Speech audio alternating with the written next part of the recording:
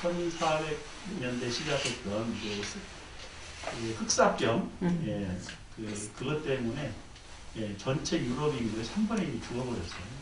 그리고 그 카톨릭에서 종교개혁이 1500년대 종교개혁이 1505년인가요? 종교개혁이 일어나는 그 배경에 예, 약 100년 동안에 세 차례에 걸쳐가지고 엄청난 흑사병의 그런 그 전염이 있었고, 그래서 엄청난 사람이 죽으니까 사실 그 카톨릭에 신부가 될 사람이 없었어요. 수사나 신부가 다 죽어버려가지고. 예, 그리고 또 그 수사나 수녀님이나 뭐 신부님들이 그 흑사병 환자가 발생하면은 어디 갔다가 이제 격리시켰냐면 수도원으로 격리를 시켰어요. 그러니까 수도원 병원이 돼서 수용처가 되다 보니까 거기서 신부님들도 많이 죽었고, 또 안 죽으려고 하는 분들은 다 도망가 버렸죠. 그때 그 개신교, 새로운 종교개혁을 희망하는 사람들이 나타나가지고 나는 함께 죽겠다. 그리고 죽는 사람은 간병하고 그렇게 죽어가는 사람들이 있어요.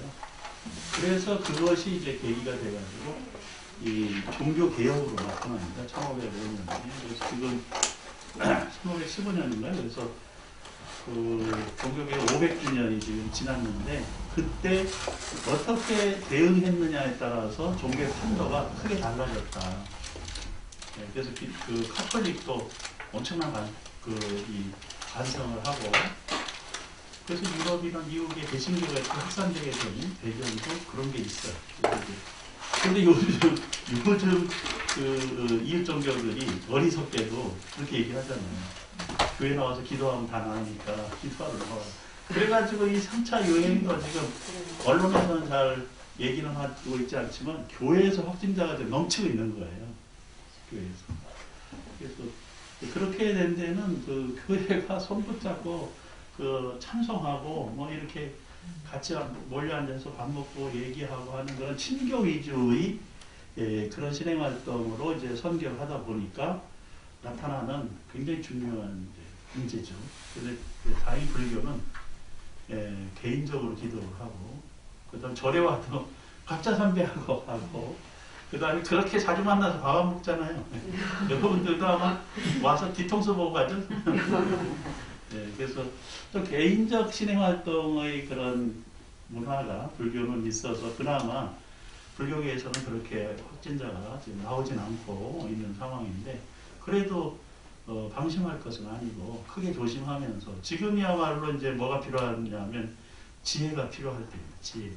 개인이나 또는 조직이나 종단이나 사회나 마찬가지로 집단 지성이 있어야 돼요. 그 집단 지성이 형성이 돼서 어려움을 극복할 수 있는 능력을 갖춰야 되는데, 이게 대중들이 모여가지고 막 이렇게 하면은 급진적으로 가고, 그리고 오히려 중후가 될 가능성, 함께 어리석어질 가능성도 굉장히 높아요. 그래서 지금 요즘 뭐 미국의 혼란이 있잖아요.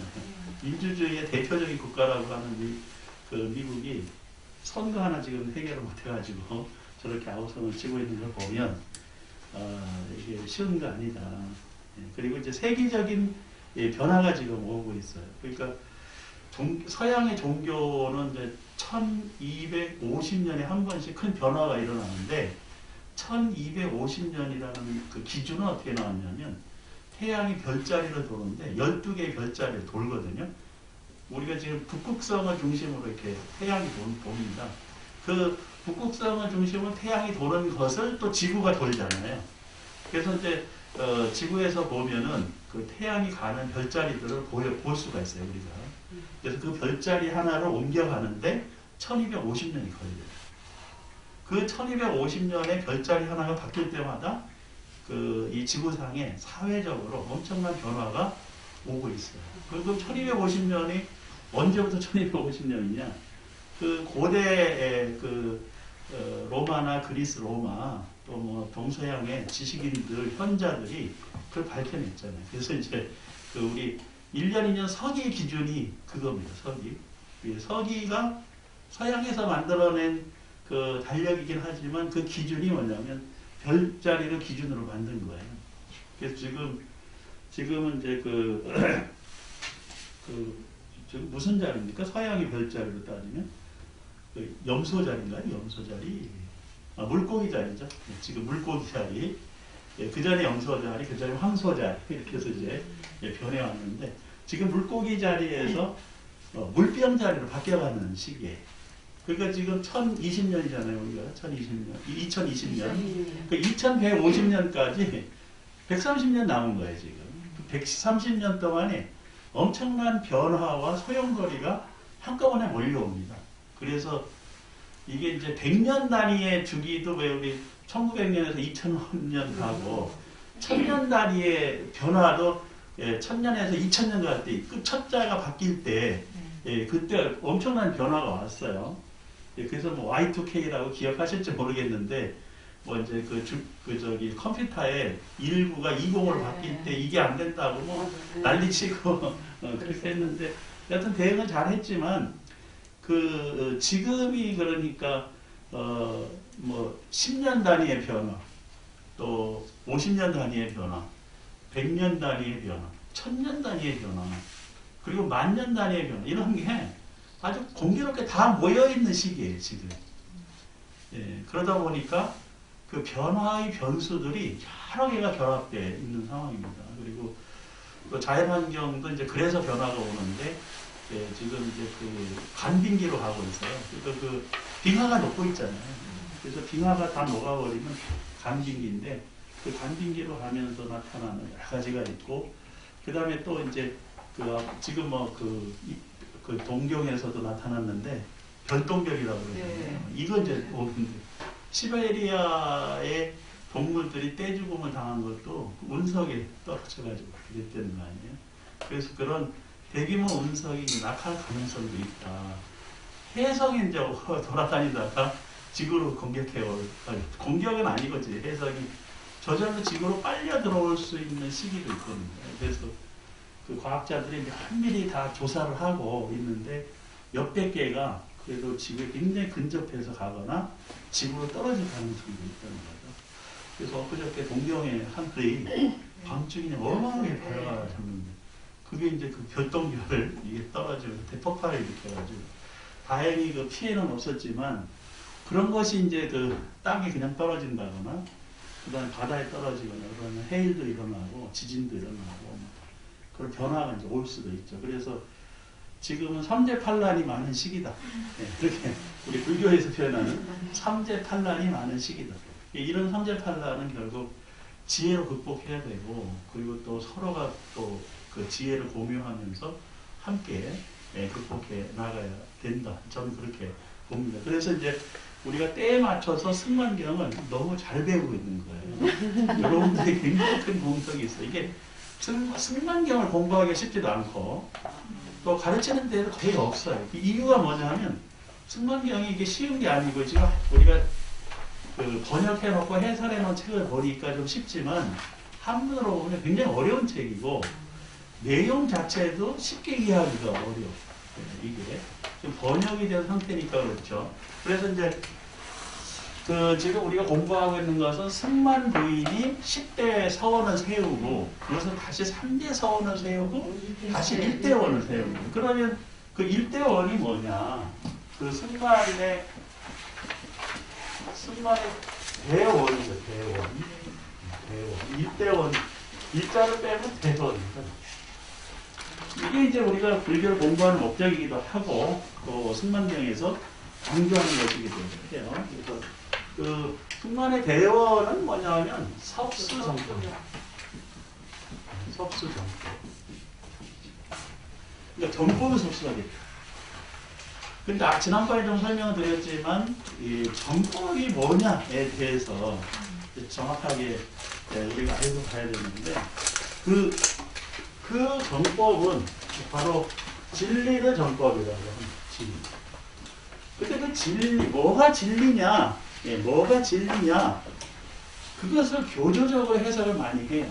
근데 저는 진리란 서로를 이익되게 하는 게 진리고 향상의 길로 가는 게 진리고 행복하게 해주는 게 진리다. 그게 진리라는 거예요. 이것이 진리다라고 얘기할 수가 없어요. 왜냐하면 그 진리라고 하는 게 다 상황과 조건 속에서 그렇게 믿는 것이지 지구에서 이런 현상이 있으니까 이게 진리야. 이거죠.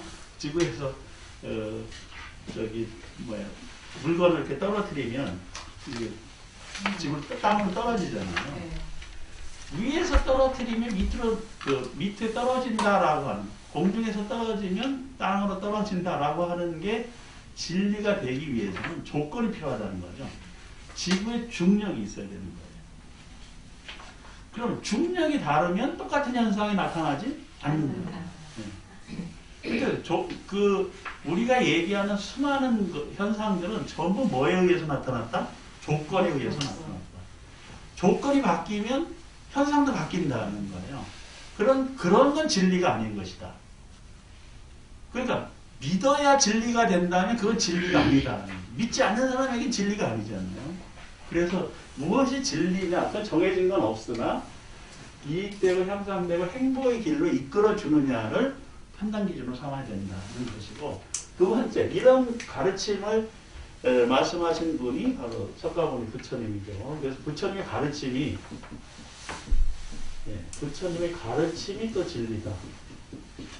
그게 정법이라는 거예요. 그럼 그 부처님의 가르침이 뭐가 정법이냐? 그것은 이제 현상의 법이 있어요. 현상의 법이 있는데 어디 가서든 어떤 우주의 세계에 가든 간에 공통적으로 적용될 수밖에 없는 현상의 진리가 있는데 그게 뭐냐면 하나가 인과라고 합니다. 인과법. 그 다음에 인연법. 그 다음에 연기법. 이거 현상의 진리예요. 현상. 그래서 인과법이라고 하는 것은 어떤 행위를 하면 그 결과가 나타난다. 그럴 때 누가 나쁜 짓 했는데 잘 먹고 잘 사는 사람이 있다. 그거 인과가 아니지 않느냐. 그것은 그 지금 현재 그 현생의 원인이 발생하고 현생의 결과가 발생하지 않는다고 해서 인과법이 적용되는 게 아니죠. 그 사람이 아주 나쁜 짓을 한 놈이 지금 남보다 떵떵거리고 잘 사는 것은 이 사람이 나쁜 짓 하기 전에 이미 쌓아놓은 공덕이 있기 때문에 그걸 누리는 거예요. 그러나 그 공덕을 다 써버리면 어떻게 된다? 엄청난 고통에 휩싸이게 된다는 것. 그래서 지금 나타나고 있는 현상들은, 지금 우리가 직면하고 있는 현상들은 이미 과거에서부터 지어온 결과가 나타나는 것이다. 그래서 이제 그게 인과라는 것이고, 그러니까 우리가 지혜를 얻으려고 하면 어떻게 되냐면 과거, 현재, 미래의 조건과 상황들을 잘 관찰하는 게 중요하다. 그 과거, 현재, 미래를 잘 관찰함으로써 뭐가 생긴다? 지혜가 생긴다. 지혜. 지혜가. 그래서 금강경에서도 이런 표현이 있잖아요. 과거세 불가능, 과거신 불가능, 현재신 불가능, 미래신 불가능이잖아요. 그러니까 과거의 마음도 잡을 수 없다. 현재의 마음도 잡을 수 없다. 미래의 마음도 잡을 수 없다. 근데 과거의 마음을 잡을 수는 없지만 알 수는 있어요. 전생이잖아요, 그게. 그래서 전생에 내가 어떻게 생활했는지, 그걸 어떻게 할까요? 그런데 미래가 내가 어떻게 될까? 이걸 어떻게 할까요? 그것은 현재에 있어요, 현재. 지금 여기에 내 모습이 과거의 결과고 미래의 원인이에요. 그러면 지금 여기 내 모습을 있는 그대로 잘 관찰할 줄 알면, 내가 지금까지 살아오면서 이렇게 살아왔고 이런 것이 쌓여서 지금 이런 문제가 생기고 있구나. 그러니까 과거를 알 수 있는 거죠. 그 다음에 지금 이런 그 현재 모습이 씨앗이 되면 미래에 이렇게 된다. 라고 미래를 예측할 수가 있는 거예요. 네, 그래서 그게 지혜가 생기고, 그런 지혜를 어디서 얻냐면 바로 인과 인연 연기라고 하는. 그래서 인과는 행위예요. 행위를 관찰하는 것이다. 그 다음에 인연이라고 하는 것은 관계를 관찰하는 것이다. 연기법은 존재를 관찰하는 것이다. 그래서 세상의 현상들은 대개 행위, 관계, 존재 이런 것들에 의해서 결정이 된다는 거죠. 그래서 어떻게 행동하느냐, 그리고 어떤 사람들과 만나느냐, 또 어떤 존재이냐 라고 하는 것들이 이런 현상 속에서 나타나는 것인데, 부처님의 가르침은 현상 그 자체가 중요한 게 아니라 현상을 관찰해서 그 속에 어떤 인과나 인연이나 연기적 작용이 있는지를 알아내는 것이 중요하다. 그래서 그것은 어떻게 알아내요? 있는 그대로 관찰하는 게 중요한 거예요. 관찰. 예. 그래서 이제 이 현상을 관찰하는 것이고, 그 다음에 이제 두 번째는 그 변화. 네, 변화. 그 변화의 요인이 있는데 그것의 진리가 뭐냐면 재행무상이라는 거예요. 재행무상. 네, 모든 현상은요 끊임없이 바뀌고 변화한다. 모든 현상. 변화하지 않는 건 없다는 거예요. 절대적인 것도 없다는 겁니다. 태어난 건 모든 게 죽고 일어난 것은 사라진다. 예. 그리고 그러한 현상들이 모여서 조건을 만들면 또 다른 변화가 나타난다는 거죠. 근데 그 변화를 주도할 수도 있다. 그것은 자기의 의지로. 그래서 의지가 강하고 또 힘이 있는 사람은 그 변화를 자기가 주도하는 것으로 생각을 해요. 근데 스스로 주도한다고 해서 그 거센 이 흐름을 막을 수 없어요. 그래서 그 물이 도도하게 흘러가는데 그것을 거슬러서 올라가는 것은 굉장히 어리석은 겁니다. 우리 뭐 정치, 경제, 사회 이게 전부 다 거슬러 가면요 어리석은 거예요. 그 큰 흐름이 있으면 그 흐름을 잘 따라서 안전하게 그 흐름을 타고서 서로가 이익되는 길을 찾아가는 게 중요합니다. 지금 우리 왜 부동산 문제가 막 터지고 있는 이유는 뭐냐면 인간의 굉장히 기본적인 욕구의 흐름이 있다는 거죠. 그 욕구의 흐름을 막을 수가 없어요. 어떤 경우. 그러니까 진리가 또 깨달음이 인간의 욕구, 욕망을 벗어나서 있을 수 없다는 거예요. 그래서 인간이 가지고 있는 본능적인 생각이나 이런 것을 잘 알면 그것을 나쁘게 사용하지 않거든요. 그리고 제대로 보고 변화를 예측하면서 그것을 지혜롭게 바꿔줘가는 거죠. 그러니까 욕망이 있는 게 중요한 게 아니고 그 욕망을 어떻게 승화시켜 나가느냐 그게 지혜인 거죠. 욕망을 없애라. 욕망이 없을 수가 없어요. 욕망은 다 있죠. 누구나 다 돈 벌고 싶고 잘 살고 싶고 편안하게 살고 싶고 또 자선 번창하고 싶고 다 기본적인 욕망이잖아요. 그런 생각을 갖지 마라 라고 하는 게 출가잖아요. 출가하신 스님들은 세속의 욕망을 다 끊어버리라는 거거든요. 근데 그 세속의 욕망을 끊으라고 출가를 했는데 못 끊는 분도 계셔요. 요즘 봉석 씨가 못 끊어가지고 난리잖아요. 잘 못 알아들으시고 모르세요? 네. 최민 스님 이러니. 지금 미국에도 아파트가 하나 나왔다고요. 미국에도 뭐 호흡 몇 천짜리 아파트가. 그분이 평소에 무소유라는 말을 안 했으면 아파트가 몇십 채 있지 무슨 상관이겠어요? 근데 그분이 멈춰라. 무소유를 실천하라. 이런 끊임없이 얘기했는데 자기는 오히려 그렇게 해서 돈을 벌어가지고 계속 사서 무전되는 말이에요. 그러니까 그게 사람들에게 그 집은 필요가 없어. 집은 어차피 죽는데 뭐 집 가지고 있다가 죽으나 그 월세 살다 죽으나 똑같은 거 아니야? 라고 얘기하는 게 어디서인 거예요. 왜 인간의 욕망의 흐름이 있는데 그것을 자기가 아주 그 지혜롭게 승화시킬 수는 있어도 그 욕망 자체를 끊을 수는 없다. 욕망이 없으면 어떻게 되겠어요, 인간은? 죽은 사람이죠. 그러니까 욕망을 우리가 자기가 가지고 있는 욕망은 있는 그대로 알고 이것을 변화시키고 승화시켜서 서로를 이익되게 가는 방향으로 가는 것이 굉장히 중요한 거지. 욕망 자체가 없기를 바라는 건 굉장히 어리석은 거다. 그것은 큰 물결을 거스르는 것보다. 그러니까 만약 출가가 모든 게 답이라고 하면 부처님께서 모든 사람은 다 출가라고 하지. 그렇잖아요. 그 출가자를 극히 예외적으로 받아들이는 이유가 없잖아요. 다 출가라고 하지. 다 쓸모 있고 머리 짧고. 그렇게 하려고 그러죠. 그게 올바른 삶이라고 하면.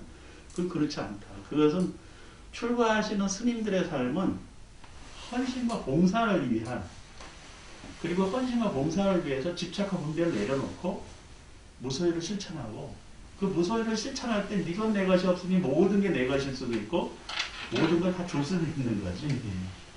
그래서 이제 우리가 부처님의 가르침은 제대로 알려면 재행무상 모든 게 변한다. 모든 게 변한다는 걸 전제하고 있어야 됩니다. 그 다음에 이제 제법모라고 하는 제법 무하라고 하는 이게 그 변화의 진리라는 거예요. 이건 어디서든 그 화성이든 저 은하계에 나가서든 저 소우주로 가든 삼천대천 세계를 지나가든 동일하다. 어디서든 변할 수 없는 그런 진리이면서 가르침이고 그게 지혜다. 이것을 이제 공부하는 게 중요하다는 거고 그 다음에 세 번째는 정법 진리는요. 그게 실천에서 나오는 거예요. 실천. 믿음에서 나오는 게 아니고 실천에서 나오는 거예요. 실천하면서 의지처를 갖는 게 믿음이라는 거예요. 근데 이제 맹목적으로 뭐든지 다 믿고 의지하면 다 해결이 돼. 이거는 그 좀 저차원적인 종교가 하는 얘기예요. 요즘 이웃 종교도 바뀌었어요. 옛날에는 막 저 하나님한테 기도하면 모든 게 잘 되니까 주여 이러고 했는데 요즘 그분들 기도하는 방식이 어디를 바라봐요? 자기 마음을 바라보고 주님이 어디 계셔요? 하늘에 계시는 게 아니고 마음에 계신다고. 이미 불교로 들어왔어요. 네, 불교로 들어왔어요. 제가 이제 그 종교가서 모임에서 가서 논문 발표하고 하는 거 보면 엄청 스스로를 비판해요. 그분들. 그래서 이분들도 공부를 하는 분들이 있고 저러다가는 뭐 불자보다 더 열심히 불교 공부하겠다 이런 생각이 들 정도로 많은 분들이 이제 불교 공부를 하는데 중요한 것은 어떻게 믿느냐가 중요한 게 아니고 어떻게 실천하면서 살아가느냐. 그래서 그 실천 속에서 뭐를 찾는 거다? 열반을 찾는 거죠. 열반. 그 열반이 뭐냐면 행복이에요. 행복. 열반이 행복입니다. 번뇌 불꽃이 사라진 완전한 행복. 그걸 열반이라고 하는 것인데 그 열반이 행복이다. 그러면 우리가 이제 불교를 공부하는 것은 지금 여기서 내가 어떻게 행복하게 살 것인가. 그 행복이 다른 사람을 짓밟고 다른 사람을 공격하고 그게 행복이 아니고 내가 내 자신을 정확하게 알고 또 내가 처한 환경 속에서 최선의 선택을 해가는 것이 그게 자기를 위한 행복이다. 그리고 그 결과가 서로를 이익되는 쪽으로 가야 되는데 그렇지 않게 선택하거나 결정하거나 행동하면 다 어떻게 돼요? 후회하게 돼 있어요. 시간이 흘러가면 전부 점검이 되고 요즘은 다 기록이 되잖아요. 옛날에는 감춰졌어요. 얘기 안 하면 몰랐습니다. 근데 지금은 어떻게? 인터넷에 다 기록이 됩니다. 전부. 여러분들은 뭐 공인도 아니고 알려진 사람도 아닌데 내가 뭐 기록이 어디 나왔겠어? 이런데요. 여러분들이나 저나 우리 수미정사 오면서 CCTV를 몇 개나 거쳤겠어요? 수천 개를 거쳤습니다. 다 하다못해 제 자동차에도 CCTV가 달려있잖아요. 기록하고 내가 모르는 사이 그것이 전부 다 기록이 되고 그게 자료가 남아있다는 거예요. 지금 남는다는 거예요. 오늘 경찰서장이 저한테 얘기를 하더라고요. 여기저기 쓸데없이 돌아다니지 마세요. 왜요? 교수님 자동차 번호 컴퓨터에 딱 넣잖아요. 그러면 화면에 쭉 뜬대. 이 사람이 언제 어디가 그래프로 그 다음에 사진까지 다 뜬대. 지금 그러니까 얘기를 안 하고 말을 안 해서 기록이 안 되는 것 같아요. 그렇지 않다. 전부 기록이 된다. 우리들 삶이라는 게. 그래서 옛날에 왜 그 염라대왕 앞에 가면 그 업경대왕 그게 옛날에 무슨 그 허망한 소리고 뜬금없는 소리야. 무슨 업경대가 있어가지고 거울 앞에서는 다 보여. 지금은 다 보이는 거야. 내 한 행동 말한 거 전부 보여. 내가 쓴 글. 제 이름 치면 다 나와. 다 나와. 그러니까 뭐 해놓고 안 했다고 할 수도 없고 뭐 안 해놓고 했다고 할 수도 없고 이런 겁니다. 그래서 이제 지금 여기에 이런 것들이 우리들의 행위가 신고의 상업이 다 기록이 됩니다. 기록이. 그래서 그 중국을 무서워하는 이유가 뭐냐면 중국이 그렇게 15억 인구인데 전부 기록한다는 거예요. 어디서 사람 저기 북경역 한번 가보셨나요? 북경역에서 기차 타보셨어요? 저 한번 타보길 권합니다. 왜냐하면 북경역 광장이 어마어마하게 커요. 기차도 어마어마하게 많습니다. 거기서 기차 하나 타려고 그러면요. 한 5만 명을 해집고 가서 이게 해야 돼요. 아. 근데 지금은 모르겠어요. 근데 옛날에 제가 갔을 때는, 옛날에 벌써 그 20 몇 년 전에는 외국인은요, 별도의 통로가 있어요. 대신 비싸게 받았지. 나는 중국인인 척하고, 줄 서가지고 펴서 싸게 달라고. 그래서 중국어 허름한 거 입고 이렇게 서 있는데, 누가 와가지고, 외국인은 절로 가야 내가 아무리 허름하게 입고 있어도 외국인이 그만. 근데 그 어마어마한 그 5만 명, 10만 명이 그 휩쓸고 다니면요, 도대체 그 위에서 이렇게 보면 가관도 아니에요, 사람들이. 근데 그 중국 정부가 만든 CCTV가 한 사람 얼굴 탁 찍잖아요. 3천 명 이 사람이 누군지 다 나온대요. 지금 그렇게 통제가 되는 사회가 됐어요. 그래서 지금 판옵티콘 뭐 이런 사회도 얘기하고 그러는데 아주 고도의 감시 체제가 운영되는 그런 사회다. 그래서 이제 이것을 잘못 통제하면 인간이 완전히 구속되는. 그래서 지금 중국이 그 뭐를 만들어요? 사이버머니. 사이버머니를 이제 통용시키는 거예요. 종이돈을 다 없애고 전부 카드로 쓰게 하는 거예요.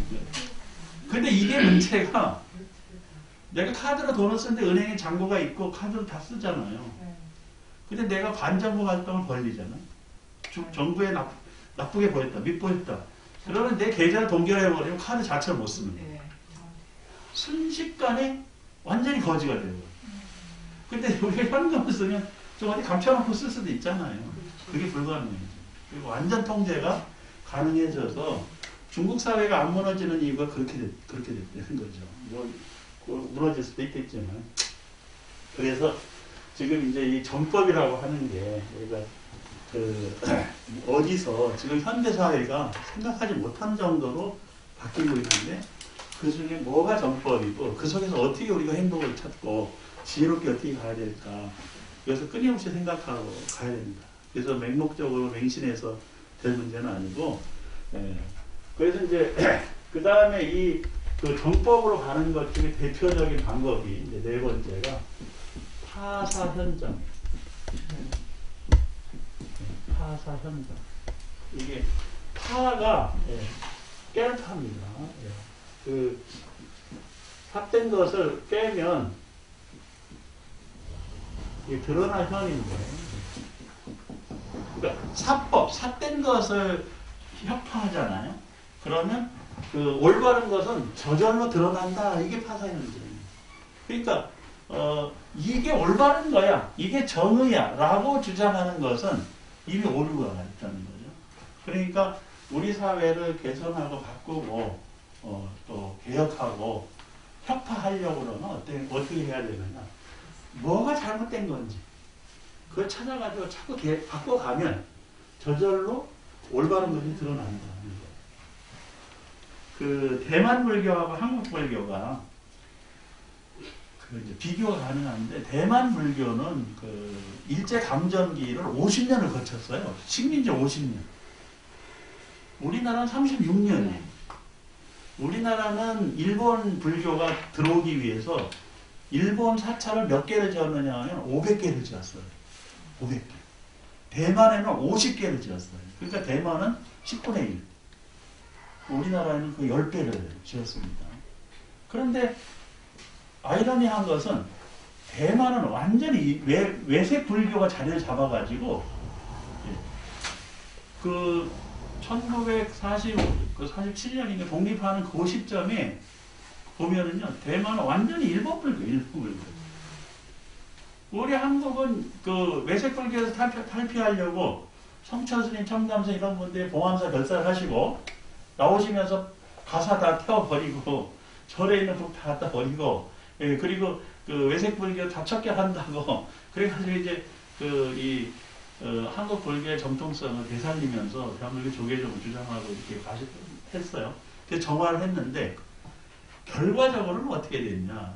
결과적으로는 한국 불교는 일본 불교를 버리면서도 일본 불교를 못 벗어나고, 대만 불교는 일본 불교를 받아들였지만 일본 불교에서 벗어났다는 거죠. 그게 아이러니라는 거예요. 우리는 이제 일본 불교 나빠, 잘못됐어. 그러니까 한국 불교의 정통성을 찾기 위해서 일본 불교 다 쫓아내야 돼. 그래가지고 일본 불교 잔재를 전부 없애서 500개의 사찰 중에서 지금 제대로 운영되는 일본 사찰이 딱 하나 있어요. 499개는 적산가옥으로 분류해가지고 다 팔아버리고 부셔버리고. 그래서 3분의 1이 교회로 갔어요. 3분의 1이. 그 나머지 불교로 온 것도 있는데 다 부셔버렸어요. 땅만 갖고. 그래서 이제 외색 불교가 척결됐다고 생각했지만 한국 불교를 공부하는 사람들은 전부 유학을 어디로 갔습니까? 일본으로 간 거야. 일본이 불교학이 발전하다 보니 한국에서 그 불교를 공부하는 사람 전부 일본으로 유학 간 거예요. 어쩔 수 없잖아요. 그게. 그러니까 한쪽에서는 외색 불교를 척결하면서 한쪽은 거기 가서 공부를 해온 거지. 요즘은 뭐 일본으로 안 가도 돼. 일본 불교가 한국 불교보다 낮게 없어요. 불교 학자들 숫자는 많아도 걔들을 보니까 연구의 수준이 우리보다 낮아졌어요. 우리 이제 학자들이 또 열심히 하는 분들이 있고 똑똑하잖아요, 한국 사람들이. 안에서 참 열심히 하니까. 그래서 일본은 이제 불교 공부하겠다고 유학 가는 사람 거의 없어요. 인도로 가고, 뭐 미국으로 가고, 독일이나 프랑스로 가고, 어학을 위해서 다양하게 가지, 불교학 자체를 공부하려고 유학 가는 사람은 없다. 우리도 너무 잘 돼 있는 거예요, 지금. 인프라가. 그런데 그 대만 불교는 어떻게 그렇게, 그럼 이 차이가 어디에서 났냐? 바로 그 파사 현정의 방법에서 났어요. 파사. 삿된 게 뭐냐? 삿된 게 뭐냐? 계율을 어기는 게 삿된 것이다. 대만 사람들 이렇게 생각을 한 거예요. 한국 사람들은 계율이 중요한 게 아니라 옷을 어떻게 입고, 가사를 어떻게 입고, 어떻게 생활하느냐. 이게 삿된 것이고, 저쪽 대만 스님들은 그게 아니야. 옷을 어떻게 입든, 어디서 살든, 이게 중요한 게 아니야. 뭐, 일본 사찰에 가서 수행을 하든, 이거 괜찮아. 중요한 건 뭐냐면, 그 중국 불교의 전통과 부처님 가르침답게 살고 있느냐. 이게 중요하다는 거예요. 그래서 그 대만 스님들은 어떻게 했냐. 정화를 어떻게 했냐면, 개를 새로 받자. 내가 개를 새로 받자. 그래서 어른 스님들이 다시 자기네가 개를 7개를 정해가지고 부족개를 받은 스님이 7개를 다시 받아요. 그리고 그걸 지키겠다고 서원하면서 이걸 안 지키면 스님이 아니에요. 스님이 아닌 사람은 절에서 살 수 없어. 라고 주장을 했어요. 그러니까 대만의 불자들이 맞아. 스님이 아닌 사람은 절에서 살 수 없지. 스님이 아닌 사람이 절에 살면 어떻게 돼? 공양을 안 올리면 되지. 소리도 안 해요. 안 찾아가 그 절을. 그 절이 어떻게 해? 망해버리잖아. 신도가 저분 스님이 아니야 라고 소문이 나는 순간에 아무도 안 갑니다. 그 길을. 뭐 저 스님이 아니야 소리도 안 하고 아무도 안 가요. 그러니까 바로 문 닫아야 되는 거예요, 이게. 그래서 7가지의 규범을 만들고 그 규범을 그 스스로 잘 지켜가니까 지금은 대만에서 일본 불교를 찾을 수가 없어요. 근데 한국은 아직도 일본 불교의 잔재가 있고 일본 불교 얘기를 해요. 뭐 그게 좋다 나쁘다 떠나서 그 우리는 이제 어떻게 받아들였어요? 대만 스님들은 결혼하면 스님이 아니에요. 아시겠어요? 대만 스님들 결혼하면 스님이에요. 스님은 청년 비구해야 된다. 독신, 비구승 해야 된다. 스님은. 근데 우리나라는 어떻게 해? 결혼해도? 결혼해도 스님. 제가 아는 스님들 많아, 결혼하는 스님. 종단에서 결혼해도 된다니까. 대만하고 한국의 다른 점이 그거죠. 대만에서는 결혼한 사람은 스님이 아니에요. 한국은 결혼해도 종단에서 인정하면 스님이야. 이게 뭐냐면 어느 게 옳은지 그른지를 분별을 안 했다는 거예요. 그래서 이제 약해진 거예요. 그래서 대만의 스님들은 엄청나게 열심히 수행을 하고 정진하면서 권위를 인정받아요. 모든 불자들이 스님을 존경하고 그게 종단이 어디든. 근데 우리는 저부터도 이제 어느 종단이야? 이렇게 생각해요. 어디서 공부했대? 어느 석방에 다니실까? 그러니까 제가 스님들 만나면 은사 스님이 누구신가요? 이렇게 물어. 그다음에 강원은 어디서 나오셨어요? 선방은 몇 년 나셨어요? 이런 거 왜? 스님다운 스님을 찾으려니까. 그래서 이제 그 대만 불교하고 한국 불교의 유일한 차이를 하나 얘기해라. 그런 건 그 차이라는 거예요. 대만 불교에서는 고기 먹고 술 먹으면 스님이 아니야. 그들이 정해놓은 거예요. 한국 불교는 어떻게 건강을 위해서는 뭐 고기도 좀 먹어야 되고 저도 그렇게 얘기하잖아요. 술도 뭐 취하지 않게 마시면 되지 뭐. 대만에서는 스님들이 고기를 파는 집에 들어간 것만으로도 스님이 아니에요. 안 먹은 것, 먹고 안 먹고 떠나서 고깃집에 들어간 것 자체가 스님이 아니에요. 한국은 고깃집에 가도 나 안 먹었어. 그러니까 이제 제가 스님들하고 아는 스님들 중에서 육사 스님들 고기 안 드시거든요. 그러면 옆에 앉으셔가지고 뭐 파, 마늘 빼고 뭐 빼고 된장국에 밥 드시고 그냥 가셔. 옆에서 열심히 고기 주워 먹고. 대만에서 있을 수 없어요. 그거. 그러니까 이제 우리가 파사현장이라고 하는 것을 잘 다시 생각해야 됩니다. 그래서 그 기본에 충실하지 않으면은 파사현장이 될 수가 없어요. 그래서 그게 정치든 경제든 사회든 다 똑같다. 정부든.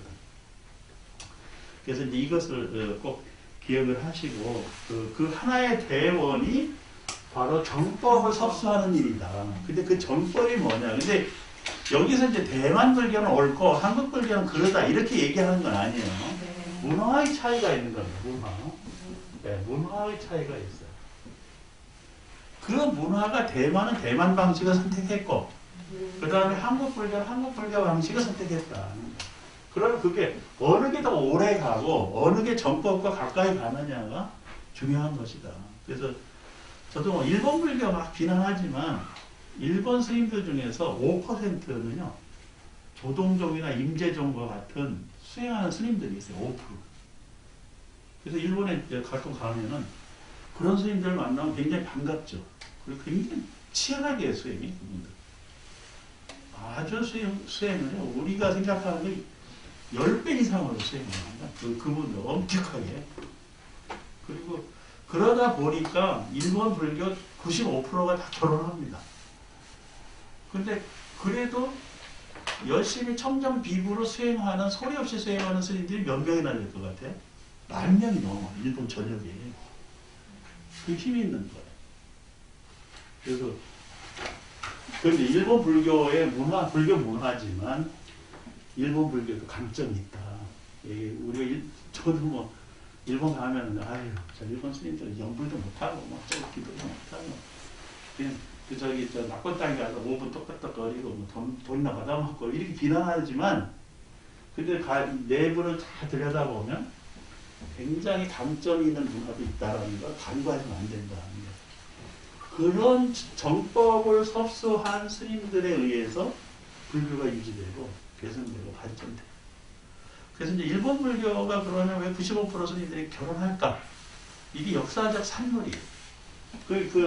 참고로 얘기하면, 일본은 관성이 있어요. 관성과 사성. 이게 사성은 이렇게 쓰는 거나, 관성은 이제,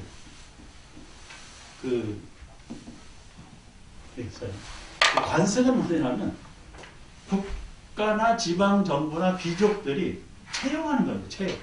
그래서 월급을 줘버려요, 집도 줘주고, 월급도 줍니다. 관성이에요. 대신 시키는 대로 해야 돼요. 시키는 대로 안 하면 또 쫓아내버립니다. 사성은, 우리 그렇게 살기 싫어. 난 내가 하고 싶은 대로 수행하고, 내가 살고 싶은 대로 살지, 월급 받고 안 산다. 그래서 이 사성들이 밖에서 살라고 하니까, 혼자서는 지낼 수가 없잖아요. 그래서 모여서 살고, 또 모여서 살다 보니까 가족을 이루어야 되고, 또 절을 지어놓으면 누군가 이어서 가야 되잖아요. 그러니까 절을 세습을 시키고. 일본 절들은 다 세습이에요. 자식을 낳아서 세습을 시키려고 하는데 자식이 안 나와. 아들이 안 나와. 그럼 딸을 결혼시켜서 사위를 주지를 않치고. 근데 사위도, 딸도 자식이 또 없어. 그럼 어떻게 해요? 양자를 들여서 또 주제를 안 치고. 그 일본이 왜 대가 자주 끊어지느냐. 그것은 이제 우선 지금은 뭐냐면 그 원자 폭격 맞았잖아요. 네. 그 유전자의 변이 때문에 그런 것도 있고. 그러니까 유전자 때문에 애들이 생기면은 다 사람이 많아요. 그 불임이 많아요, 일본 사람. 그것도 그 태어나도 일찍 죽는 애들이 많아요. 제가 아는 일본 교수님 사모님도 애를 셋인가 낳았는데 다 뭐 한 달 만에 죽고 3개월 만에 죽고 1년 만에 죽고. 그래서 그 죽은 아이들을 화장을 해가지고 그 유골을 빠서 안방에다 모셔놓고 있어요. 얼마나 마음이 한이 됐어요. 두 번째 이유가 있어요. 근친 결혼을 하잖아요. 근친 결혼. 시간이 지나면 근친 결혼하면 후손이 없어요. 저절로. 태어나도 고기 덩어리라고 해요. 예, 그게 그 문화적인 큰 문제가 있는 겁니다. 그 일본에. 그래서 그런저런 문화 때문에 그 일본이 예, 좀 어려움을 처하는데 그래서 전쟁을 해야 돼요. 일본. 한반도에 왜 들어오겠어요? 여자들도 잡아가야 되고. 그렇지 않으면 자기는 종족을 유지할 수가 없어. 예, 그 끊임없이 공격하고 막 외국에 가서 하는 이유가 그런 문화를 극복하는 수단이란 말이에요. 그게. 그래서 이제 이제 관성들은 월급을 받고 모든 걸 국가가 해줘요. 근데 사슴들은 모든 걸 자기가 해결하는 거예요.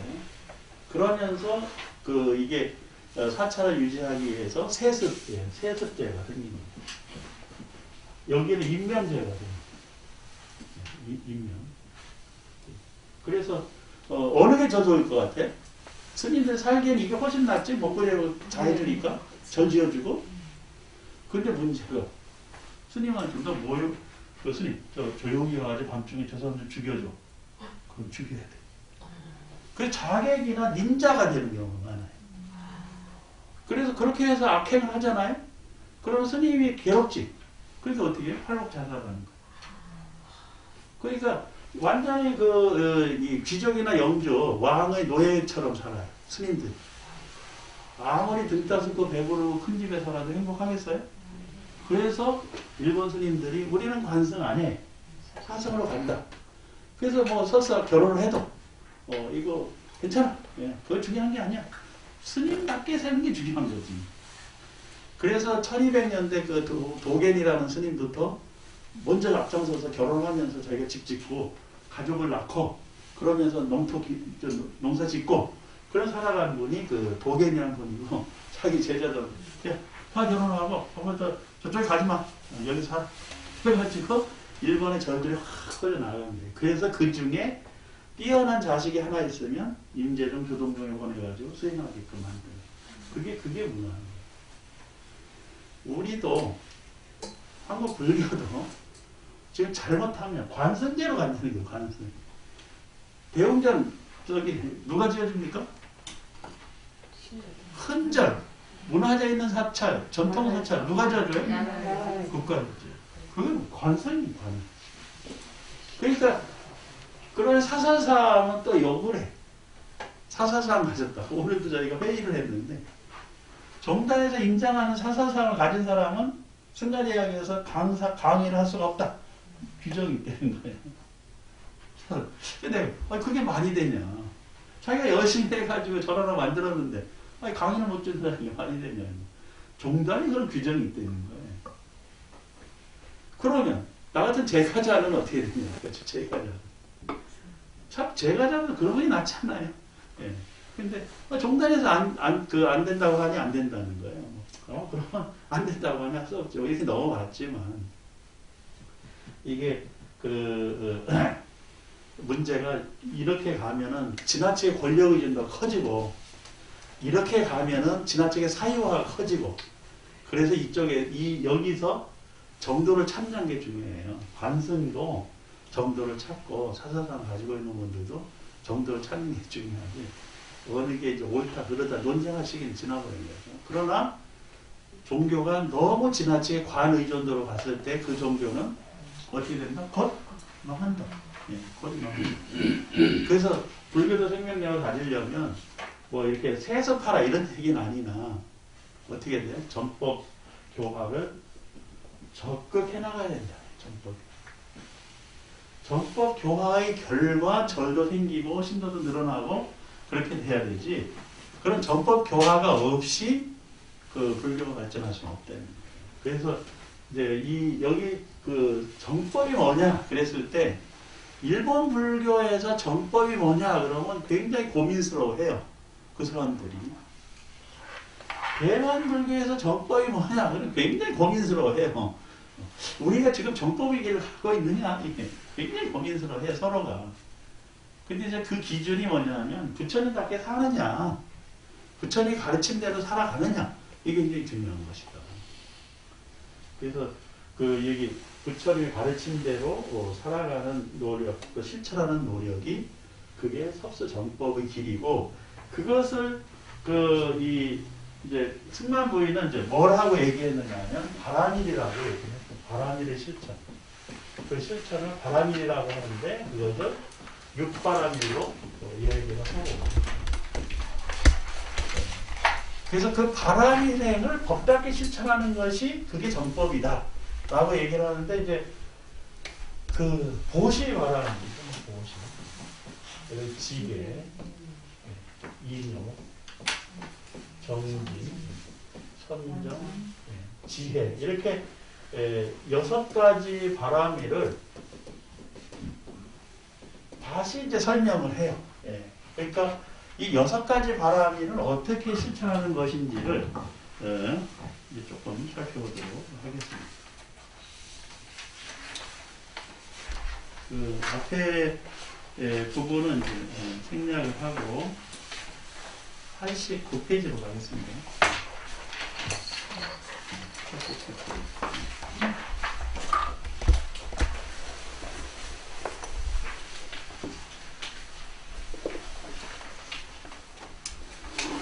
89페이지 잠깐 이제 독송을 해보겠습니다. 세존이시여 또한 겁이 처음으로 이루어질 때 큰 수원이 있어서 삼천대천 세계의 모든 보배의 400억이나 되는 갖가지 세계를 낳은 것과 같습니다. 이와 같이 올바른 가르침을 받아들이는 일 역시 대승의 한량없는 세계, 모든 보살의 신통한 모든 세간의 안온한 쾌락, 모든 세간의 자유자재 및 출세간의 안락을 낳게 하는 것입니다. 거기 이루어진 일 등은 신이나 인간이 이전에는 경험하지 못한 일이니 모두 올바른 가르침을 받아들이는 일에서 가능한 것입니다. 또 대지가 4가지 무거운 짐, 즉 대해 모든 산, 초목, 중생을 짊어지고 있는 것과 같습니다. 이와 같이 올바른 가르침을 받아들이는 선남자, 선녀인으로 대지를 건립하여 4가지 무거운 책임을 능히 짊어지려고 합니다. 저 대지는 비유입니다. 선지식을 떠난 중생, 가르침을 듣지 않는 중생, 법의 그릇이 아닌 중생들은 인천의 성근으로서 성숙시키고 성근을 구하는 자는 성근의 가르침을 주고 연각을 구하는 자는 연각의 가르침을 주고 대승을 구하는 자는 대승의 가르침을 줍니다. 이를 올바른 가르침을 받아들이는 것이라 이루합니다. 세존이시여 이와 같이 올바른 가르침을 받아들인 선남자와 선녀인은 대지를 건립하여 4가지 무거운 책임을 능히 짊어짐으로써 널리 중생을 위하여 청하지 않는 것이 되고 중생을 편안하게 위로하여 불쌍히 여겨서 세상에서 진리의 나그네가 됩니다. 또한 대지가 4가지 보배, 즉 값을 헤아릴 수 있는 보배, 값비싼 보배, 중간 정도 값의 보배, 값싼 보배를 갖고 있는 것과 같습니다. 이와 같이 올바른 가르침을 받아들인 선남자 선녀인은 대지를 건립하여 중생이 최상의 큰 보배 4가지를 얻습니다. 어떤 것이 4가지 보배냐 하면 올바른 가르침을 받아들인 선남자 선녀인은 가르침을 듣지 않는 중생, 법의 그릇이 아닌 중생들에게 인천의 공덕과 선근을 주고 성문을 구하는 자에게는 성문의 가르침을 주고 연각을 구하는 자에게는 연각의 가르침을 주고 대승을 구하는 자에게는 대승의 가르침을 줍니다. 그러므로 올바른 가르침을 받아들인 선남자 선녀로 말미암아 큰 보배를 얻은 중생은 기특하고 유명한 공덕을 짓게 되는 것입니다. 재련이시여 큰 보배라는 것은 곧 올바른 가르침을 받아들이는 뜻입니다. 예, 여기서 보면 이제 그 실천하는 방법에 있어서 그 몇 가지 이제 그 바람이 대응의 실천 원리를 근본적으로 설명을 하는데 그 89페이지에 보면 대지에 비유하고 있잖아요. 대지가 그 지구입니다. 지구. 이 지구 땅덩어리는 그 네 가지 무거운 짐을 지고 있는데 그게 하나가 큰 바다도 짐이다.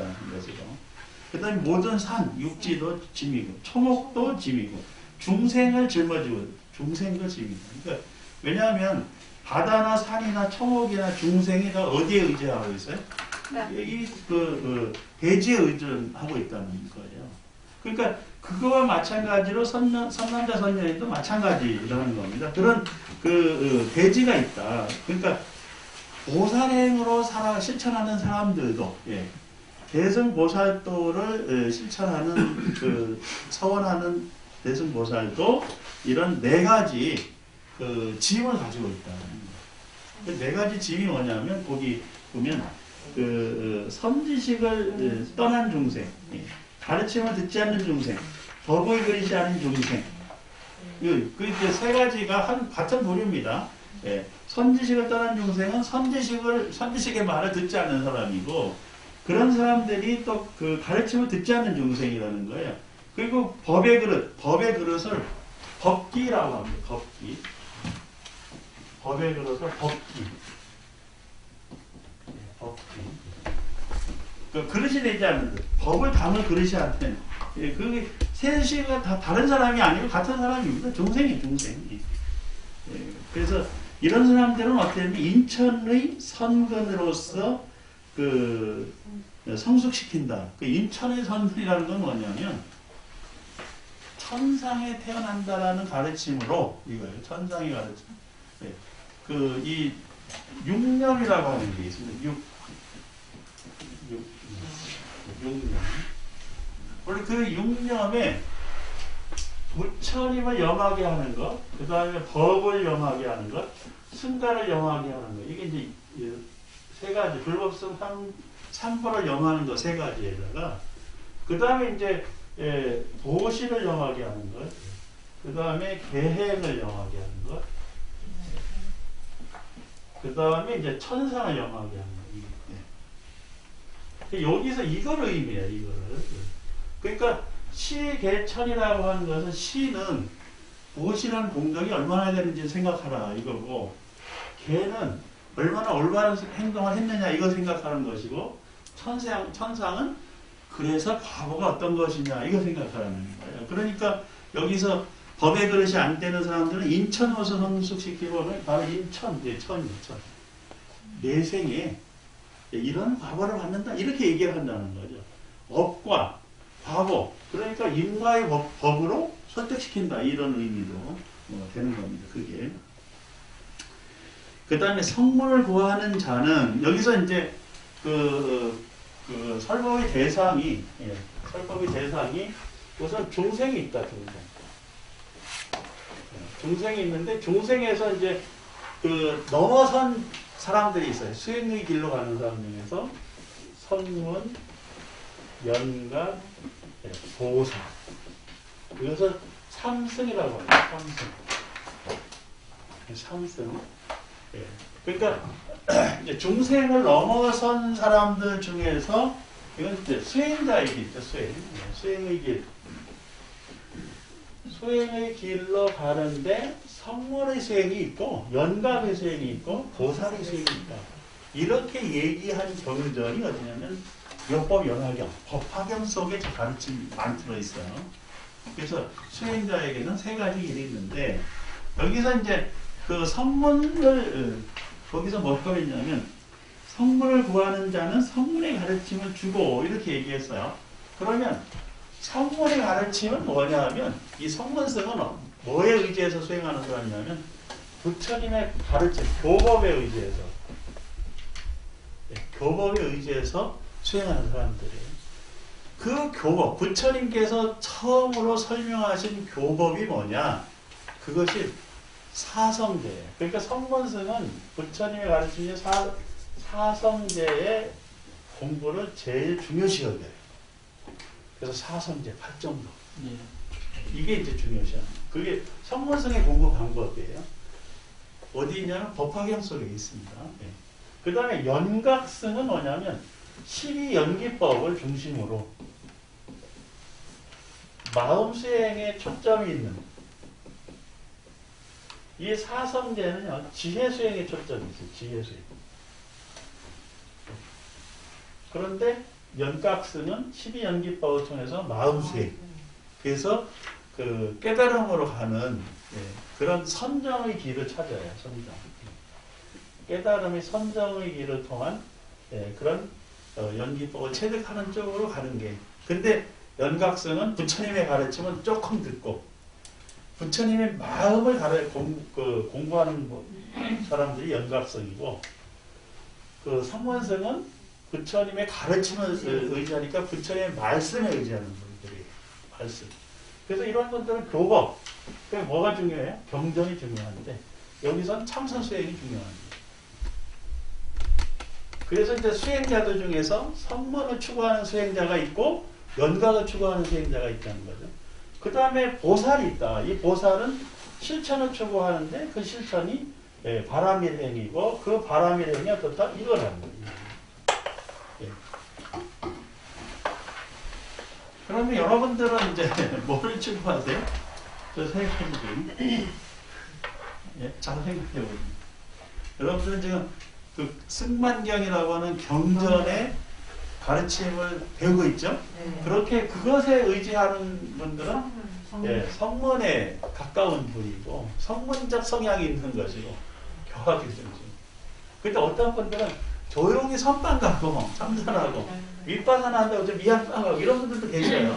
그런 분들은 뭐에 가까운? 연각에 가까운 방식을 선호하는 분들이고 그 다음에 나는 봉사하고 뭐 어디 가서 실천하고 전법 교화 현장에서 뛰어다니고 사찰에 가서 그 스님들을 외호하고 이런 것들은 어디? 보살행위에 속합니다. 똑같지는 않지만 그런 성향이 있는 거죠. 그래서 어떤 성향을 가지고 있는 불자들이 많을까요? 제일 많은 불자들이 보살승의 불자들이 많아요. 그 다음은 이제 이 성문승의 성문을 추구하는 불자들도 꽤 있습니다. 스님은 아닌데. 그 다음 연각을 추구하는 분들이 적어요. 그래서 참선하고 이런 선정 공부하는, 마음 공부하는 분들은 이제 1% 내외라고 생각을 해요. 제 주장으로는. 예. 그 다음에 이제 그 다음에 여러분들 같이 이렇게 경전을 공부하고 그리고 가끔 참선도 좀 해보고 한 10분은 해보나요? 그리고 절에 와서 이제 봉사도 하고 여러분들은 사실은 저 세 가지를 다 하고 있다 이렇게 보면 되는데 불교대학에 안 오고 뭐 배우는 거 아주 싫어요. 제가 이제 서울의 잠실에서 공부 모임을 이제 시작을 했는데 네 분이 왔다가 한 분이 안 와. 제가 네 사람도 공부를 하자는 것은 뭐냐면 그분들이 씨앗이 돼가지고 공부 모임이 생기고 커지고 그래야 된다. 이거 스스로 공부해서 남을 가르칠 수 있는 수준이 되어야 된다. 이렇게 얘기해서 그 엘리트 지도자가 될 수 있는 분들 모아가지고 같이 온 건데 한 번 오고는 안 오는데 안 오는 별이 뭔지 아세요? 피곤해요. 배우는 거 피곤하네. 머리 아픈 거 피곤해. 그래서 이제 이 세 가지가 다 특징이 있지만 어느 하나가 잘못됐다 얘기하는 건 아니에요. 그러나 이 세 가지가 어느 하나만을 강조하기보다는 1승으로 가야 된다. 1승으로 가야 된다. 이게 이제 법화경의 얘기고 화엄경에서 그런 얘기를 하고 있어요. 승만경에서도 바로 1승으로 가자는 거죠. 1승. 그러니까 자기가 근기가 보살이면 보살행으로 가되 마음 공부도 해야 되고 지혜 공부도 필요하다. 이거예요. 나는 성문에서 근기가 되지만 성문이라고 해서 그냥 경전만 맨날 독성하고 있으면 안 된다는 거죠. 그래서 마음 공부도 하고 그러니까 어디 가서도 흔들림 없는 마음 자세도 필요하고 계행도 실천하면서 보살행을 실천하는 것이 중요하다. 이렇게 얘기를 합니다. 그래서 지금 이 승만경에서도 3승을 1승으로 가는. 근데 여기에 이제 3승에 뭐가 또 하나 있어요. 그 다른 중생이 있다. 3승은 그래도 수행자의 그 바벨에 들어가는 것인데 아예 그런 생각이 없는 사람들이 있다는 거죠. 그런 생각이 없는 사람들은 뭘로 가르친다? 시계 천에서 다음 생의 과거를 얘기해 준다는 거예요. 천상을 강조한다는 것은 저 하늘에 있어 하늘나라에 가.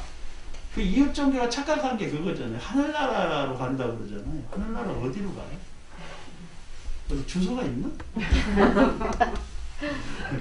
어디 죽은 사람을 이게 수용하는 하늘나라가 어디 있다고 그러면 엄청 빡쳤을 거예요. 태초에 인간이 다 거기 가 있을 거예요. 근데 거기도 뭐 좋은 데가 있고 나쁜 데가 있겠죠. 그러면 어디가 빡쳐요? 그래서 이 천상이라고 하는 것이 하늘에 어디 뭐가 있으면 다 좋겠으나 너무 좋죠. 우리도 글로 가면 되니까. 차 타고 가든지 표 사서 가든지. 옛날에 중세 유럽에서 카톨릭은 뭐 팔았어요? 면죄부를 팔았잖아요. 그래서 면죄부를 산 사람이 연옥에 가서 49일 있다가 천상으로 간다는 거예요. 연옥을 거쳐서 이렇게 45일에. 그래서 연옥에 가서 그 천상을 이렇게 가는 길목에 요거 통행세가 이제 그 면제부 값이라는 거예요. 여러분들 안 사셨어요? 중세 많이 샀습니다. 뭐 할 때마다 사서 보잖아. 근데 그런 천상이 있으면 그래도 좋지. 눈에 보이는 뭐가 있으면. 그렇잖아요. 우리가 죽어가지고 저 서방 정토가 어디 있으면 참으로 좋지요. 안 좋을 게 몇 번 있어요. 지금보다 행복하고 나은데. 그러나 그게 그 서방 정토가 저쪽 어디에 딴 세계에 있기 이전에 어디 있어요? 내 마음이 정토가 아니면 서방 정토도 없는 거예요. 지금 여기서 내 마음이 정토가 되어야 서방 정토도 있는 거지. 지금 내 마음이 지옥에 있는데 정토가 어디 있어요? 그래서 지옥고를 벗어나는 게 중요하다. 그래야 정토로 가는 것이지.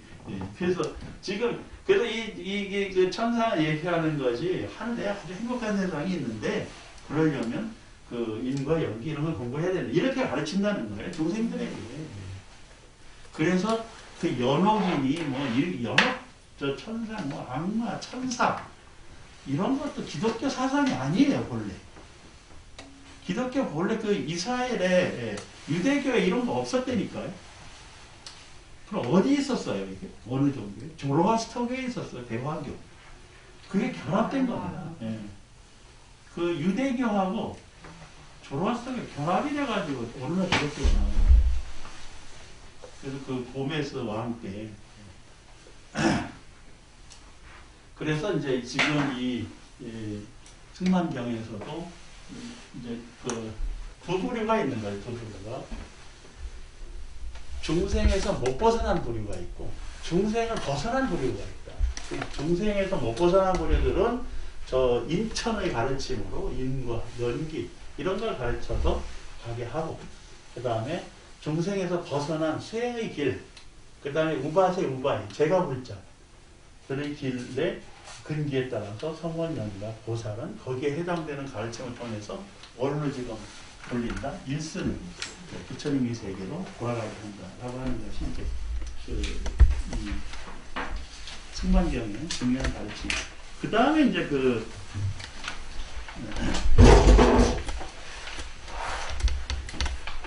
94페이지 보겠습니다. 거기서 이제 6가지 바람일 얘기가 아까 거기 써놨잖아요. 네. 이것을 어떻게 설명하고 있는지를 잘 한번 보시기를 바랍니다. 같이 독서하겠습니다. 제가 눈이 자꾸 안 좋아가지고 자꾸 잘못 읽는 것 같아요. 여러분들 좀 제가 틀리게 읽어도 올바로 읽으시기 바랍니다.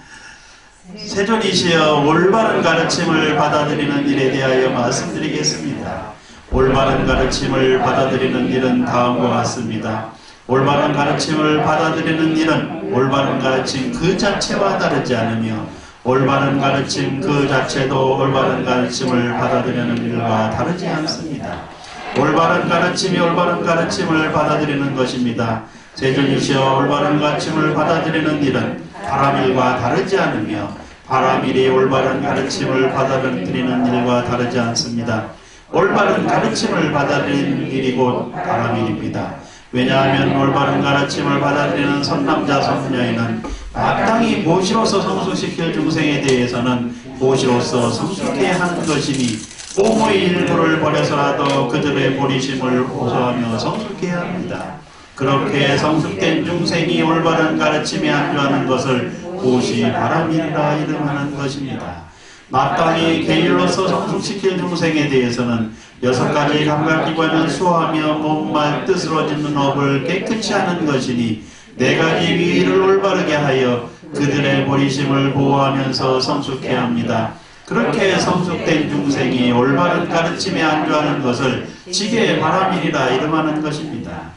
마땅히 인욕으로서 성숙시킬 중생은 만약 저 중생들이 비난, 욕설, 비방, 공포를 퍼붓는다 하더라도 화내지 않는 마음, 이익해 하려는 마음, 가장 뛰어난 인욕으로서 대하는 것이니 얼굴빛을 바꾸지 않고 그들의 보리심을 보호하면서 성숙해야 합니다. 그렇게 성숙된 중생이 올바른 가르침에 안주하는 것을 인욕바람이라 이름하는 것입니다. 마땅히 정진으로서 성숙실 중생에 대해서는 중생들에게 게을러지는 마음을 내지 않으며 큰 욕심을 내며 가장 훌륭하게 정진하는 것이니 4가지 의의 가운데서도 그들의 보리심을 보호하며 성숙시킵니다. 그렇게 성숙된 중생이 올바른 가르침에 안주하는 것을 정진 바람이라 이름합니다. 마땅히 선정으로서 성숙실 중생에 대해서는 그 중생들에게 어지럽지 않는 마음, 밖으로 향하지 않는 마음, 가장 훌륭한 정량으로서 하여 오래전에 행한 바와 오래전에 성한 바를 마침내 잊지 않으며 그들의 보리심을 보호하면서 성숙시킵니다. 그렇게 성숙된 중생이 올바른 가르침에 안주하는 것을 선정 가르침이라고 합니다. 마땅히 지혜로서 성숙시킬 중생에 대해서는 그러한 모든 중생들의 일체의 뜻을 물어온다면 두려움 없는 마음으로서 모든 논서, 모든 학문, 구경의 지혜, 갖가지 교묘한 일로서 연설하면서 그들의 보리심을 보호하며 성숙시킵니다. 그렇게 성숙된 중생이 올바른 가르침에 안주하는 것을 반야바람이라 이름합니다. 그러므로 세전이시여 올바른 가르침을 받아들이는 일이 바람일과 다르지 않으며 바람일이 올바른 가르침을 받아들이는 일과 다르지 않습니다. 올바른 가르침을 받아들이는 일이 곧 바람일입니다. 여기 이제 이거 일부러 독송을 하는데 왜 독송을 하냐면 저도 독송하는 공덕이 있더라고요. 소리내서 읽으면 또 그만큼 이제 입으로 소리를 내고 그 소리를 내가 듣고 그러면서 또 깨우치게 되니까 이 독송하는 방법도 굉장히 중요하다고 생각을 합니다. 그래서 그 경전을 공부하는 방법 중에 하나가 간경, 소리내서 읽고 그리고 이제 생각하고 하는 것이죠. 그래서 여러분들도 이제 승만경뿐만 아니라 많은 경전을 공부할 때는 특히 소리를 내가지고 좀 독송하는 그런 공부 방법을 많이 선택하시길 바랍니다. 제가 금요일 날은 그 금강경 공부하는 모임이 있어서 또 가서 금강경에 강의합니다. 그런데 거기 스님이 앉아 계셔요. 주지 스님이.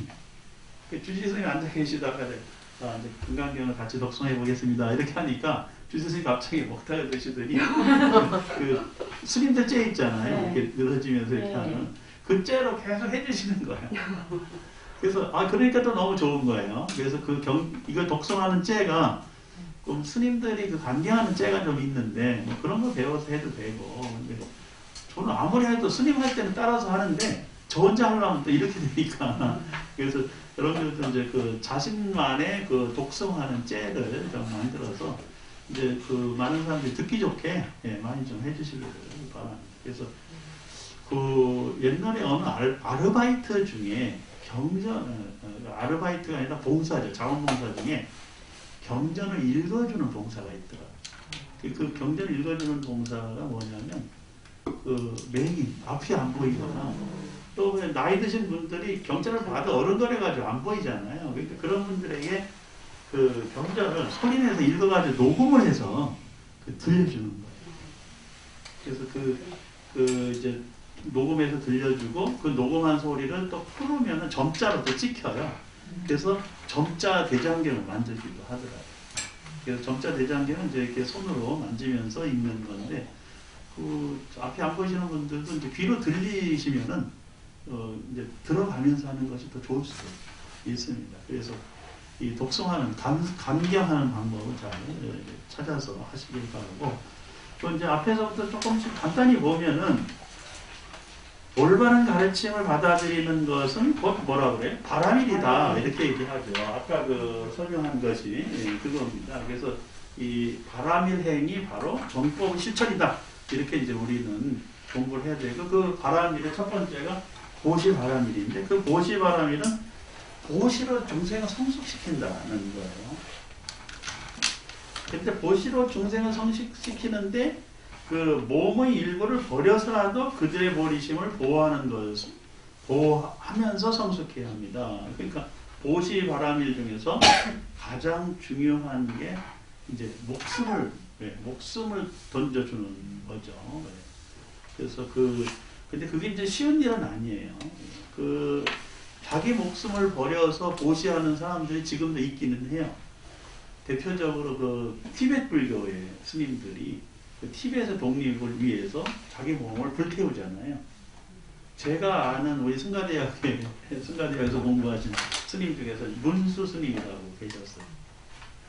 그 문수 스님이 그때 그 이명박 대통령 때 4대강 그거 4대강 전에 경부 대운하를 한다고 그랬잖아요.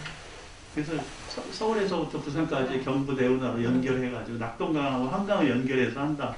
이래서 막 이제 뭐 하고 할 때 그 스님께서 경부 대운은 안 된다. 그래가지고 자기 몸을 스스로 태워버렸어요. 문수 스님이에요. 문수 스님. 그래서 이제 그 스님 어떻게 그 자기 몸을 태우셨는가 했더니 엄청 노력을 하셨더라고요. 자기 몸을 태우는 게 쉽지 않다요. 그리고 잘못하면 엄청난 고통이 따르고. 그래서 그 스님은 이제 그 이불에다가 휘발유를 잔뜩 먹이고, 그리고 이제 또 본인도 휘발유를 잔뜩 먹고 그 이불 속에 들어가서 불을 붙여버리셨더라고요. 예, 그래서 이제 바로 열반이 드시긴 했는데, 근데 그 고통이 이제 좀 적긴 하시겠지만 그래도 얼마나 고통스러우시겠어요. 그러니까 그것을 스스로 선택을 해서 그게 이제 언론에는 잘 안 나왔어요. 너무 이제 그 일반인에게는 충격적이잖아요. 그 시작은 이제 뭐 대만 베트남 스님들 중에서 광둑이라고 하는 스님이 이제 그 베트남 불교를 탄압하고, 그 베트남 정부가 그 월남 정부가 이제 카톨릭 정부였는데 미국의 그 힘을 얻고, 그리고 나라를 점령하니까 이제 거기에 저항해서 틱광덕이라는 스님이 이제 소신공양이라고. 그 소신공양이 바로 이거예요. 몸의 일부를 버리더라고요. 근데 몸의 일부가 아니라 전체를 버리는 거죠. 몸의 일부를 버리는 공양이 있는데 연비입니다. 연비. 그리고 우리 청장 스님도 이 손가락이 2개가 없으시죠. 그 스님들 중에서 제가 아는 스님은 3개가 없는 분도 계시더라고요. 그러니까 처음에 하나를 이거 연비를 하셨다는 게 어떻게 할까요, 연비를? 제가 그래서 연비한 스님에게 여쭤봤어. 스님, 연비를 어떻게 하는 겁니까? 교수님 왜 해보시려고요? 아니, 저 궁금해서 죽겠어요. 스님 어떻게 하셨어요? 손가락이, 그 스님은 2개가 없으시더라고요. 그래서 연비를 어떻게 하셨어요? 그랬더니 이제 가르쳐 주시더라고요. 그 손을 거즈 있죠, 거즈. 거즈로 묶고, 그리고 이제 그 한 번 먹고 기름을 바르고, 또 한 번 먹고 기름을 바르고, 이래가지고 이제 아주 단단하게 묶고 명주실로다가 여기 끝을 아주 단단히 묶어서 티가 안 통하게 하고, 그리고 이제 그 108배 하고, 그리고 나서 저녁에 조용히 앉아가지고 선정이 들은 상태에서 촛불을 켜서 딱 된대요. 이렇게. 그러면 이게 타들어가잖아요. 이게 타들어갈 때 이걸 견디다 어떻게 되겠어요? 연비하는 스님이 기절하죠. 그때 그 기절할 때 그 옆에 도반이 서 있다가 날카로운 면도칼로 이거 잘라줘야 돼요. 근데 그렇게 안 하면 엄청 충격이 커요. 그래서 잘라줘요. 그래서 이거 끝을 아주 날카로운 칼로 싹둑 잘라주면 그게 이게 깔끔해지는데 그렇지 않으면 이게 엄청 충격이 돼가지고 기절해서 쓰러져 버리고. 그래서 한 개만 하지 왜 또 두 개, 세 개씩 합니까? 그랬더니 번뇌망상을 없애려고 하나 했는데 번뇌망상이 안 없어지더라는 거예요. 그래가지고 안 되겠다. 한 번 더 해야 되겠다. 그래서 두 번째 했대. 두 번째. 그리고 번뇌망상이 없어지나요? 안 없어졌대. 그럼 결론은 번뇌망상을 없애기 위해서 손가락을 그렇게 한 거예요? 예. 너무 번뇌망상이 심해서 손가락을 하나 연기를 하면 번뇌망상이 없어질 거라고 생각하고 했는데 안 없어지더라는 거예요. 그래서 두 번째 했더니 두 번째. 그럼 또 안 없어지더라는 거예요. 그래서 안 되겠다. 이번 세 번째 해야 되겠다. 이제 손가락 세 번째 해야 되겠다. 세 번째 하려고 딱 하는데 없어지더라고요. 연비 자체가 번뇌망상을 없애는 게 아니고 한 생각을 돌이키니까 번뇌망상이 사라지더라고요. 그러니까 그래서 이제 여기 몸의 일부를 버려서라도 중에서 대표적으로 이게 이제 그 법화경에서 이런 얘기가 나오는데 소신공양, 연비. 그래서 이제 연비할 때 혼자 하는 게 아니고 그러니까 도반한테 알리고 도반들이 옆에 서서 지켜줘야 돼요.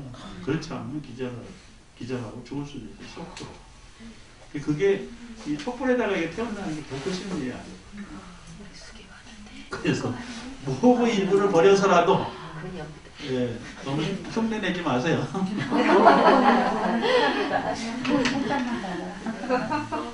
그리고 이제 목적이 뭐냐 하면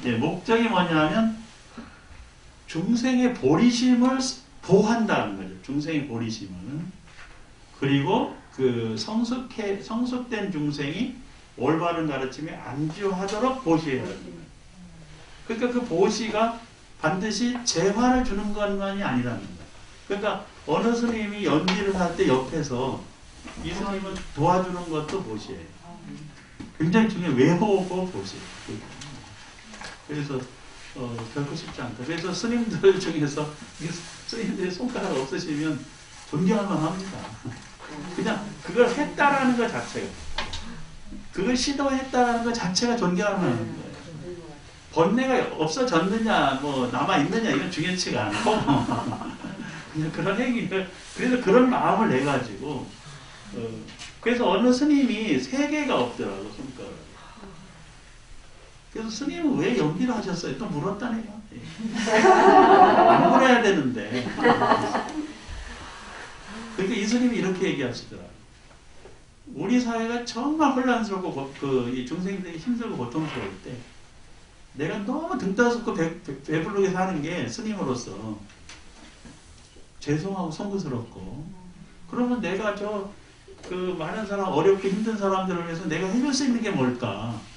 그거를 고민하다가 안 되겠다. 내가 연비라도 해서 그 고통에서 벗어나도록 기도를 해드려야 되겠다. 그래서 한 스님이 하나를 연비를 해가지고 그 모든 중생의 고통을 내가 감리하고 중생들이 고통에서 벗어나서 행복해졌으면 좋겠습니다라고 기도하면서 하셨다는 거예요. 그래서 내가 그래서 중생들이 행복해졌습니까? 이렇게 물었죠. 아니 행복해진 사람이 한 사람이라도 있으면 다행이죠. 뭐 이러시더라고. 네. 그럼 왜 또 하셨어요? 그랬더니 보니까 또 이제 막 군부독재에 막 고통스럽고 막 이런 사람들이 있고, 그래서 저 군부독재가 빨리 없어지길 바라는 마음에서 내가 할 수 있는 일은 여기뿐이 없다. 이렇게 또 했더니 그래가지고 그 스님은 본인이 생각하실 때 사회적으로 어렵고 힘든 일이 벌어지고 또 그런 그 고통에서 벗어나기를 서원하는 마음의 표현으로 중요한 고비마다 연비를 하시는 거예요. 그래가지고 이제 3개를 하셨어.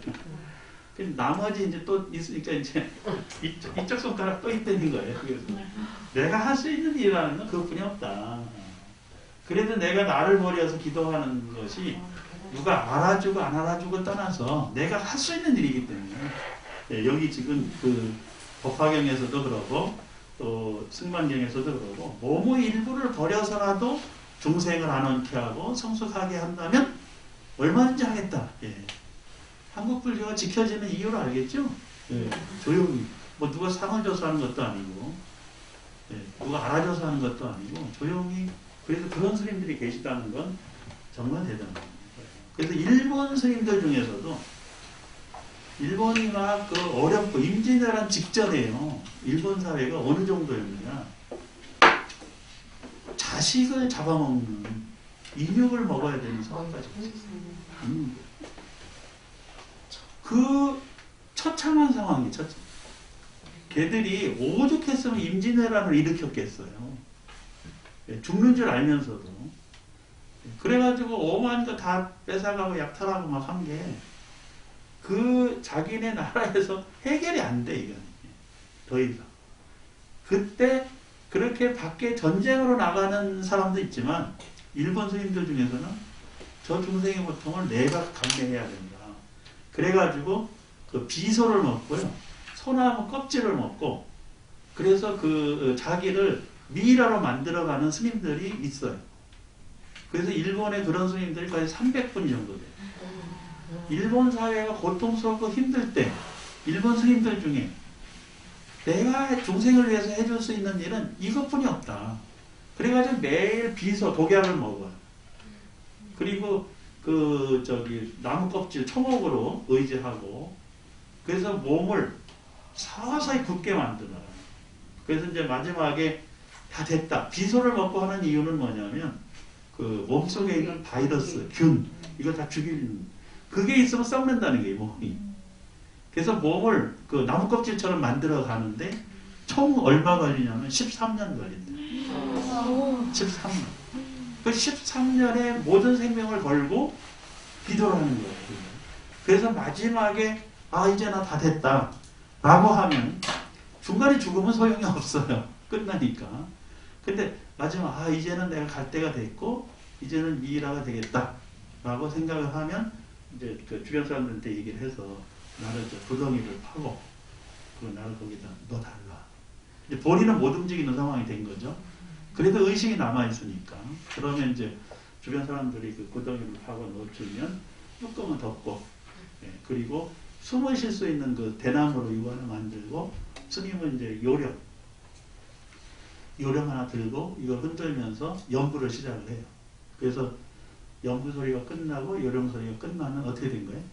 돌아가십니다. 그래서 숨이 끊어지면 이제 대중들이 다시 뚜껑을 열고 스님을 모십니다. 그래서 그 스스로 미이라가 돼가지고 법당에 앉아있는 분이 300명이 넘어요. 그래서 일본 불교가, 일본 사회가 어려울 때 일본 스님 스스로를 버려서 그렇게 등신불이 된 분들이 꽤 있어요. 그 등신불이 궁금하시면 일본도 한번 볼 수 있고 그 큰절에 가면 볼 수 있어요. 그 광고를 하니까 써있 안내판이 있으니까.